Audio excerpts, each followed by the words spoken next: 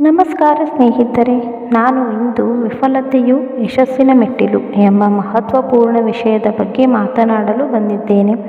ನಾವು ಎಲ್ಲರೂ ಬದುಕಿನಲ್ಲಿ ಯಶಸ್ಸನ್ನು ಸಾಧಿಸಲು ಇಚ್ಛಿಸುತ್ತೇವೆ, ಆದರೆ ಯಶಸ್ಸು ತಕ್ಷಣವೇ ಬರುವುದಿಲ್ಲ.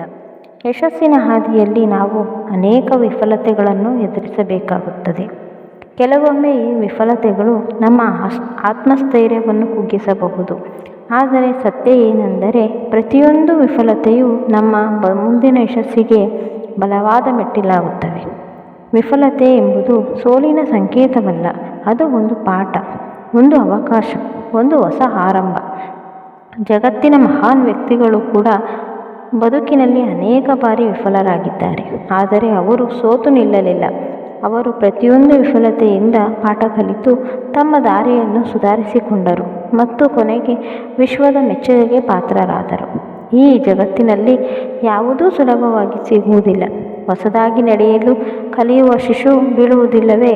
ಅವನಿಗೆ ಎಷ್ಟು ಬಾರಿ ಬಿದ್ದರೂ ಮತ್ತೆ ಮತ್ತೆ ಎದ್ದು ನಡೆಯಲು ಪ್ರಯತ್ನಿಸುತ್ತಾನೆ. ಅಂತಹ ಶುದ್ಧ ನಿರಂತರ ಪ್ರಯತ್ನವು ಜೀವನದಲ್ಲಿ ಅಗತ್ಯವಾಗಿದೆ. ವಿಫಲತೆಯು ನಮಗೆ ಸಹನಶೀಲತೆಯನ್ನು ಕಲಿಸುತ್ತದೆ. ಅದು ನಮಗೆ ನಮ್ಮ ತಪ್ಪುಗಳನ್ನು ಗುರುತಿಸಲು ಅವಕಾಶವನ್ನು ನೀಡುತ್ತದೆ. ಯಶಸ್ಸಿನ ಹಾದಿ ಎಂದರೆ ತಪ್ಪುಗಳನ್ನು ತಿದ್ದುಕೊಂಡು ಮುಂದೆ ಸಾಗುವ ಪ್ರಯಾಣ.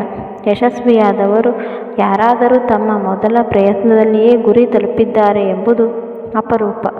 ಆದರೆ ಅವರು ಎಷ್ಟು ಬಾರಿ ಬಿದ್ದರೂ ತಮ್ಮ ಕನಸುಗಳನ್ನು ಬಿಟ್ಟುಕೊಡಲಿಲ್ಲ. ವಿಫಲತೆಯನ್ನು ಎದುರಿಸುವ ಧೈರ್ಯವನ್ನು ಹೊಂದಿರುವವರು ಮಾತ್ರ ನಿಜವಾದ ಸಾಧಕರು. ಪ್ರತಿಯೊಂದು ಸೋಲಿನ ಹಿಂದೆ ಒಂದು ಗೆಲುವಿನ ಕಥೆ ಇರುತ್ತದೆ. ನಾವು ಸೋತಾಗ ನಾವು ಕಲಿತ ಪಾಠಗಳು ನಮಗೆ ಮುಂದಿನ ಹಾದಿಯಲ್ಲಿ ಬೆಳಕಾಗುತ್ತವೆ.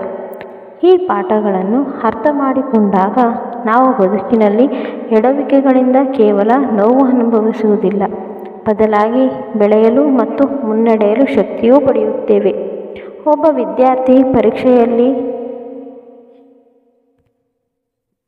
ವಿದ್ಯಾರ್ಥಿ ಪರೀಕ್ಷೆಯಲ್ಲಿ ಸೋತಾಗ ಅವನು ತನ್ನ ಪಾಠದಲ್ಲಿ ಎಲ್ಲಿ ತಪ್ಪು ಮಾಡಿದನು ಎಂಬುದನ್ನು ಅರ್ಥ ಮಾಡಿಕೊಳ್ಳಬೇಕಾಗಿದೆ. ಮುಂದಿನ ಬಾರಿ ತಯಾರಿ ಮಾಡುವಾಗ ಅವನು ಹೆಚ್ಚು ಜಾಗ್ರತೆಯಿಂದ ಅಧ್ಯಯನ ಮಾಡುತ್ತಾನೆ. ಇದೇ ರೀತಿಯ ದೃಷ್ಟಿಕೋನ ನಮ್ಮ ಜೀವನದ ಎಲ್ಲ ಕ್ಷೇತ್ರಗಳಲ್ಲಿ ಅಗತ್ಯವಿದೆ.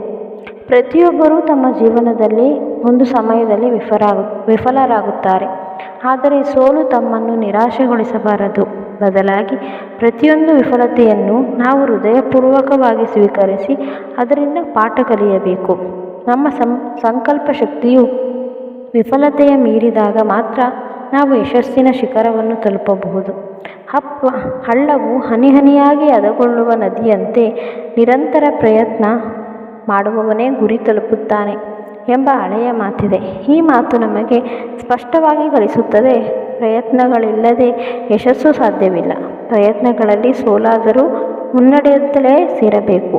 ಸ್ನೇಹಿತರೆ, ಮುಂದೆ ನಡೆಯುವ ಹಾದಿಯಲ್ಲಿ ಬಿದ್ದರೆ ಹೀಗೆ ನೆನಪಿಸಿಕೊಳ್ಳಿ, ಇದು ನನ್ನ ಯಶಸ್ಸಿನ ಮತ್ತೊಂದು ಮೆಟ್ಟಿಲು.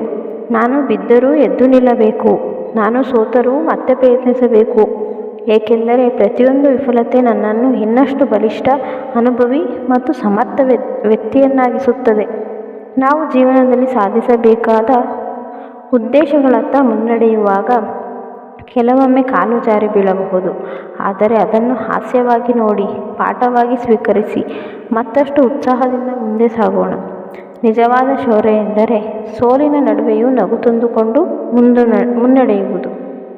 ನಾನು ನನ್ನ ಮಾತುಗಳನ್ನು ಈ ಶಕ್ತಿಯುಕ್ತ ವಾಕ್ಯದಿಂದ ಕೊನೆಗೊಳಿಸುತ್ತೇನೆ. ಯಶಸ್ಸಿನ ಹಾದಿಯಲ್ಲಿ ವಿಫಲತೆ ಒಂದು ತಾತ್ಕಾಲಿಕ ನಿಲ್ದಾಣ ಮಾತ್ರ. ಸ್ಥಿತಪ್ರಜ್ಞೆಯಿಂದ ಮುಂದೆ ಸಾಗಿದರೆ ಯಶಸ್ಸು ನಮ್ಮ ಪಾದಗಳ ಕೆಳಗೆ ಬೀಳುತ್ತದೆ. ಧನ್ಯವಾದಗಳು.